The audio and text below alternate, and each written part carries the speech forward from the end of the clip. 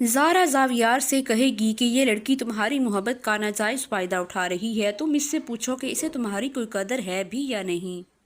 تو زاویار زارا سے کہے گا کہ مجھے اس کی قدر بھی ہے اور مجھے اس سے محبت بھی ہے، اور میں کسی کو اس بات کی اجازت نہیں دیتا کہ میرے سامنے یا میری پیٹھ پیچھے کوئی اس کے خلاف کوئی بات کرے، چاہے پھر وہ میرا کوئی سگا ہی کیوں نہ ہو۔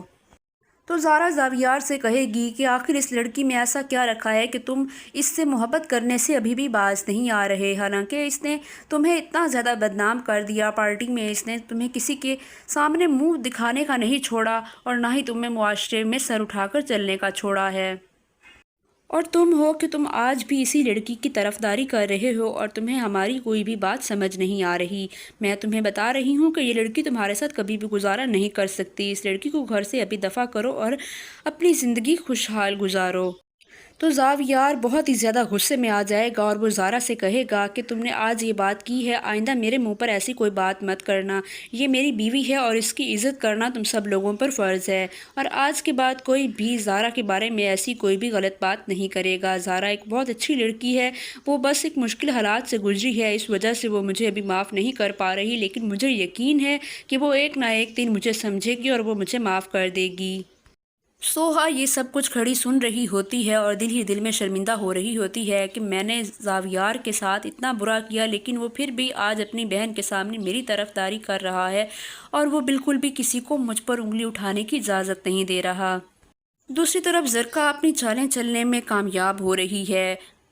زرکا اسپند کو کال کرتی ہے اور اسے یاد دلاتی ہے کہ کیا آپ کو یاد ہے آپ نے کل 1 بجے میرے ساتھ جانا تھا کام کے سلسلے میں۔ تو زرکا کو زاویار کہے گا کہ آپ بالکل بھی خود کو اکیلا مت سمجھیں، میں آپ کی ہر پریشانی میں آپ کے ساتھ ہوں۔ زرکا اسپند سے کہے گی کہ آپ کی باتوں سے ایک امید سی جاگی ہے کہ میرا بھی کچھ ہو سکتا ہے، جس طرح کی زندگی میں نے گزاری ہے آپ کو اندازہ نہیں۔ اسپند کہتا ہے زرکا سے کہ آپ آگے بھی انشاءاللہ اچھا محسوس کریں گی، بس آپ ذرا سی ہمت سے کام لیجئے۔ اسپند کی باتیں سن کر زرکا تو بہت ہی زیادہ خوش ہو جاتی ہے کہ میں جیسا کرنا چاہ رہی تھی یہ تو بالکل ویسا ہی ہو رہا ہے اور یہ تو میرے جال میں پھنستا جا رہا ہے، اور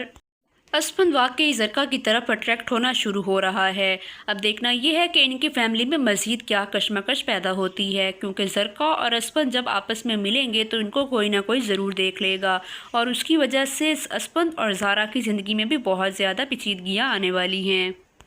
دوسری طرف کرن زاویار کے گھر آتی ہے زاویار سے ملنے کے لیے، لیکن زاویار اپنے گھر پر موجود نہیں ہوتا، تو وہ سوہا کے پاس جاتی ہے اور اس سے بات چیت کرتی ہے اور اسے کہتی ہے کہ کیا ہم دونوں دوست بن سکتی ہیں۔ تو سوہا کرن سے کہے گی کہ میں تم سے دوستی کیوں کروں؟